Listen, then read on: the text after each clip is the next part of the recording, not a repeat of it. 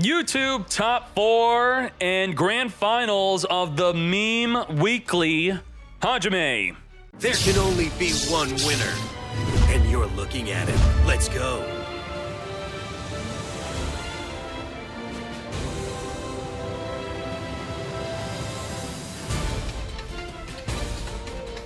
All top tier decks are banned. That's it. That's the rules. Top tier, banned. Don't get upset if you see a deck here and think that your deck is top tier. We're using the tier list of what decks are actually top in tournaments. All right, let's go. Maxi chain to the emergency teleport, cross out designate, negate the Maxi mate. Now, what are we going into? We're going into Hulk. Oh boy, this is going to be dirty. Chow Dan with the punks. We're going to have a monster negate using up our normal summon right here. And by doing this, we know he's not playing the adventure combo. At least is not going to be using it this turn. No adventures here. Adventure is allowed. But Dkayed Adventure is top tier. The engine's great. Yeah, the engine's top tier. We allowed it for this tournament. Valor, negate the Auroradon from summoning 3 tokens, which also then negates the ability to summon a Mecha Phantom Beast in the deck. Pada P. 6-card dig. We're digging deep. Hornet Drones could make a good DPE play.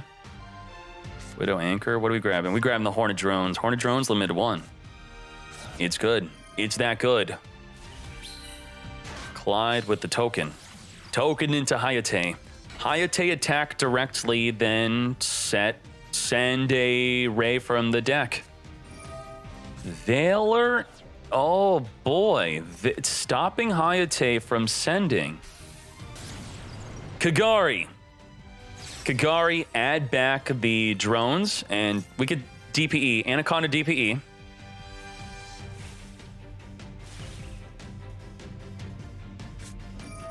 We know he's got that negate. Target that effect monster, negate. And only if you control a punk do you also gain life. Come forth Rose. Now, is it correct in TCG that trigger effects from the hand have different priority than in OCG and Master Duel? Which, I gotta tell you, I don't like that. I think that hidden triggers should be quick effect. I think I'm on the side of Japan with how triggers work in the hand. Anaconda is here. What's the difference? The difference is that before your opponent could respond, you will be able to create a chain link from your hand. So what happens is, if I have a monster summon that activates chain link 1 in the field and you have a card that negates, like Solemn Strike, okay? You want to Solemn Strike my activated monster effect in the field, I could chain block it with Rose before you could respond with Solemn Strike. That's the TCG ruling. I'm pretty sure. Don't freak out if it is or isn't. I'm just saying pretty sure that you could chain link block the strike. I don't like that. I think that's, like generally if there's a public trigger effect, yeah, you could chain link block the strike, but from the hand? From the hand? Why is it different? It's just because they want. Why is it different? Did OCG used to work that way, then change it? Then TCG said, we're not changing with you? I honestly don't know. Because trigger effects from the hand was not really a thing when I was playing. So if I were to look it up, maybe people think that TCG will switch to that one day. I don't know. Konami TCG is, yeah, essentially they are a separate company. They do work under Konami Japan. Konami Japan is more powerful, but for many circumstances, Konami Japan lets Konami TCG run the game how they want. Boxy Tune, discarding Harpy Feather Duster, come forth and summon a punk from the deck. Now, not the entirety of when I played TCG, but some of it, Upper Deck was running the TCG. There was no Konami TCG. It was Upper Deck, a completely separate company running the game. This would be similar to a random Japanese company running my streams or my brand in Japan. But then I create Dkayed Japan and then I kick them out and go, no, now Dkayed Japan's going to be running my streams and content in Japan. That's kind of what Konami did with the TCG. They had someone else run their game, and then they took it over. Allegedly, forcibly. Allegedly. Don't sue me. Now, I don't know if Upper Deck refused to share their banned player list with Konami, or if Konami was just like, you know what? Everyone you ever banned is unbanned. Let's go. And Gia, I'm not sure if you were banned in another Upper Deck game, the Versus system, I think that you would get a full Upper Deck ban. So if I were to, you know, maybe be on Konami's side a little bit with unbanning everyone, Gia said she doesn't know. I don't know either, but that maybe could possibly be the case because they're running a baseball game. What if they banned you for baseball cards, which also led you to being banned in Yu-Gi-Oh? I don't know if that was the case. But there were players banned from playing Versus System, the Marvel card game, which I loved so much. And they maybe extended that ban to Yu-Gi-Oh also. I don't know, though. I don't know. And maybe that's why Konami's like, you know what? It's too messy. We're just going to unban everyone. And Upper Deck's like, this dude literally punched someone in the face. Nope. Unbanned. Allegedly. All right, let's go. Favorite team? I liked Fantastic Four mixed with Doom. That was a lot of fun. That was top tier.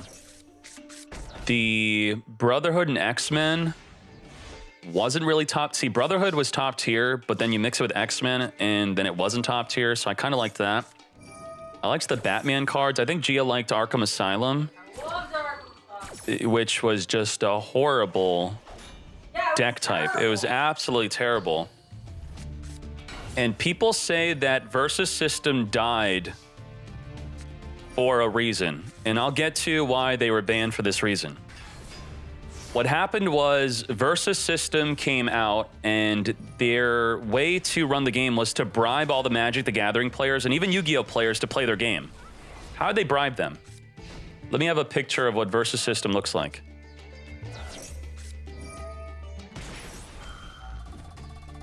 Yeah, something like this. This is now a different version of Versus System. So what Versus System did, which was Upper Deck, which was running Yu-Gi-Oh, and this would be the first time they're running their own game. This is, I think. I don't know if the baseball is considered running their own game because it's like collectibles. They were giving out so much money in prize support. They were essentially bribing players with money. 10K tournament, 10K tournament, 100K tournament. It was just bribing Magic and Yu-Gi-Oh players with money. And then they kind of pulled back on the, whoa, 10,000 damage. What the hell? We're going to go in the grand finals. Once they kind of pulled back the money, they were thinking, all right, people now like our game. They'll stay around. Nope. They're just like, all right, back to Magic. All right, back to Yu-Gi-Oh. That's one instance of why the game potentially died. Another one was that the keywords were making the game too complicated. And I think that Magic avoids that by trying to, within rotation, have a limited amount of keywords, or at least always have it stated on the card, except some exceptions. I don't know. I guess they just didn't learn how Magic did it. But let's focus on this grand finals. What do we do about the Ray? Well, if we're a stun deck, we're going to Solemn Judgment, negate the summon. Now, Ray could jump off clearly. No, she cannot. Cannot jump off the field. Solemn Judgment would not even be able to negate her jumping off the field. We're going to Fusion Destiny. If you Solemn Judgment a Fusion Destiny, you can activate another. If you Ash Blossom a Fusion Destiny, you cannot activate another. That is negating the activation versus negating the effect. And you can only activate one per turn. We are DPEing. DPE is here. Get ready to pop a card on the field. Let's bring up what a stun deck generally plays. The backers to expect would be something like Storming Mirror Force, but we could chain DPE to us being returned back to the extra. Stun and Brave. Brave stun. Okay, Dogmatic Punishment. This is interesting. The card does not get sent from the extra deck if you don't destroy the monster. Target equal or higher, there's no attack on the field to send a monster from the deck to the grave. So DPE popping itself, taking out Starlight Road. Starlight Road there's another card that's similar to Starlight Road that actually counters DPE. If he had it, I think he would have just won. I think it's Huge Revolution is over. Huge Revolution, yeah? When DPE activates to destroy itself plus another card in the field, negate and banish. Yup. That would have been it. And it would basically the same thing as Starlight. Tupac's the stunner. He's the stun deck.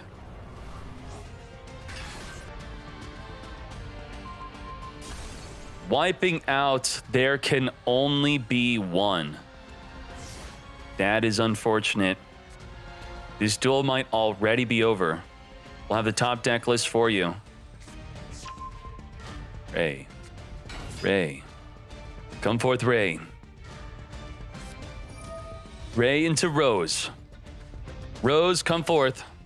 And DP is back. We haven't even committed to our normal summon yet. We going all in with Sky Strikers. This is the play.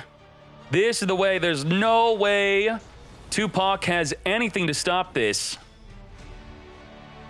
Lethal damage. You think I should ban DPE for the meme torrents? What do you think? That's what you want? You know, let me know in the YouTube comments. Let me know right here. Adventure, DPE. Do we really want to ban engines? I want to ban top tier decks, and then I want people to build the non-top tier decks optimally. But I feel like you all don't really care about deck lists anyway, and you just want an interesting show more so than deck lists.